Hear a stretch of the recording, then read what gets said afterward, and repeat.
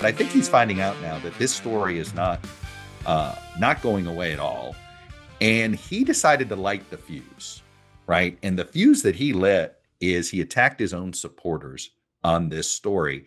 And he attacked them in a way that I've always wondered what happens. He attacked them in a way, frankly, that mainstream media and the left has attacked his supporters at that time. Like, you guys are idiots. You're being duped. And that is usually not a good way. Nobody is going, when you tell somebody they've been duped, right? There's an expression. It is easier to con somebody than it is to convince somebody they've been conned. Well, here's what he wrote. This is this morning in his Truth Social. The radical left Democrats have hit pay dirt again, just like the fake and fully discredited Steele dossier, the lying 51 intelligence agents, the laptop from hell, which the Dems swore had come from Russia. No, it came from Hunter Biden's bathroom. And even the Russia scam itself, a totally fake and made-up story used in order to hide crooked Hillary Clinton's big loss in the 2016 election. These scams and hoaxes are all the Democrats are good at. They are no good at governing. Also, unlike Republicans, they stick together like glue. Actually, that's not true. I'm going to have a little comment about that with Hunter Biden. I don't think Hunter Biden agrees with him on that. Their new scam, he writes, is what we will forever call the Jeffrey Epstein hoax. And my past supporters have brought into this bullshit hook, line, and sinker. They haven't learned their lesson and probably never will, even after being conned by the lunatic left for 8 long years. Actually, his supporters weren't conned by the left because they've stuck by him. But anyway, I digress. I've had more success in 6 months than perhaps any president in our country's history. And all these people want to talk about with strong prodding by the fake news and the success-starved Dems is the Jeffrey Epstein hoax. Let these weaklings continue forward and do the Democrats' work. Don't even think about talking of our incredible and unprecedented success because I don't want their support anymore. Thank you for your attention to this matter. Make America great again. Well, to say that went down, that didn't go down well with his supporters is an understatement. And look, he is behaving. What's interesting here, the word hoax is an incredibly important word that he used here. Because hoax is the word that he always attached to Russia. And hoax is in some ways, I would say it's Trumpspeak for I have no other explanations for my weird behavior, right? One of the hallmarks of the 2016 Russia scandal was it was clear Russia was infiltrating, was trying to, manipulate our political conversation, our discourse. I mean, that's been proven, right? The Justice Department charged a group out of Russia. Sanctions were had. Like this is not in dispute. Marco Rubio signed on to an investigation. The current Secretary of State for Donald Trump signed on to an investigation by the Senate that is not in dispute. The Russian government wanted to get involved, disrupted our election in any way they thought they could. And yes, they had a preference. And their preference, they wanted Trump, not Clinton. Now, of course, what's in dispute was whether the Trump campaign was colluding with the Russians to do this, or whether they were just happily accepting the help the way you might accept help from a surrogate or a labor union or some other outside group. No different than the Koch brothers paying for advertising to help the Republican ticket. This was just, the enemy of my enemy, he's my ally. And but it was Trump's personal behavior about it that actually brought on more suspicion. And in fact, something very similar is happening here. John Chait, who's now of The Atlantic, formerly of New York Magazine, he writes this because sometimes people sound guilty even if they aren't, especially if they're government officials. Still, whatever probability you had in your mind that the Epstein files contain damaging material, you should probably raise it after listening to Trump's remarks on the subject. And that's the thing, right? It's the same thing that happened with the Russian investigation.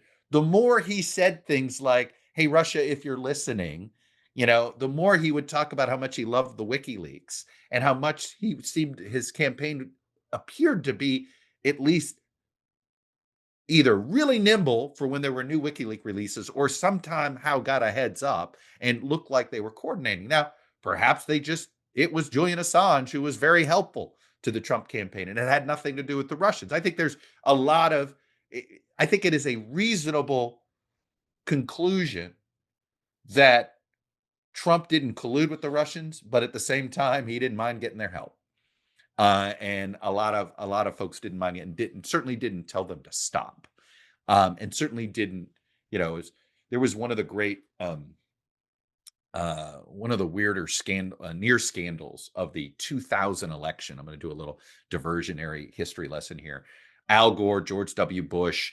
Al Gore gets mailed a videotape of George W. Bush's debate prep, and they don't understand. And it clearly came from some staffer in the Bush's media consultants, Mark McKinnon's firm, had never really worked with Republicans before working with Bush. So there was some speculation that there were some sort of cranky Democratic staffers working on behalf of McKinnon and Bush that may have done this. Well, the Gore campaign was petrified, thought they were being framed, and they went directly to the FBI, right? And it basically became a nothing burger.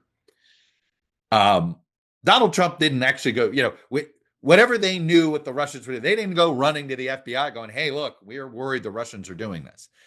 John McCain and Barack Obama's campaign were hacked in 2008, and they took that dispute and they made sure law enforcement knew before it ever went public. So my point is that it's pretty clear Donald Trump had no interest in alerting law enforcement that something that was benefiting their campaign, but hey, this isn't on the up and up. That ain't the way Donald Trump acts, thinks, behaves, etc.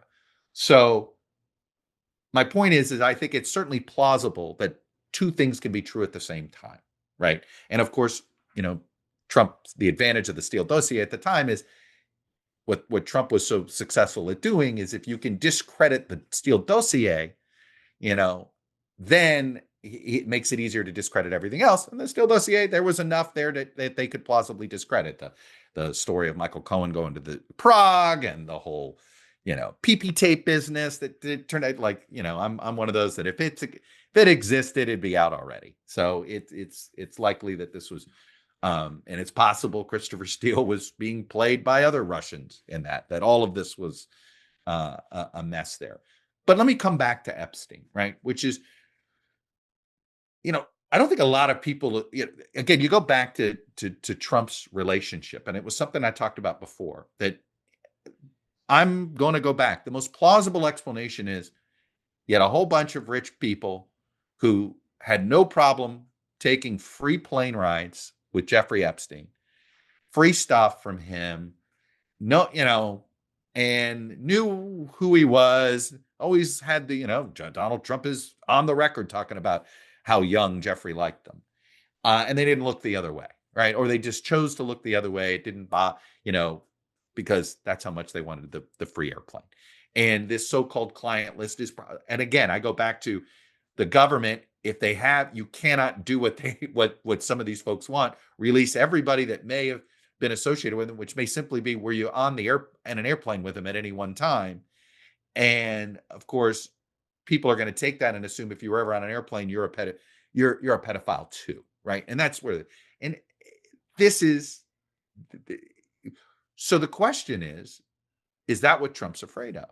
But now the more that he digs in his heels, the more he digs in his heels, the more he digs in his heels. And now it's like, I'm not going to sit here and say I believe that he was doing the same things Jeffrey Epstein was doing.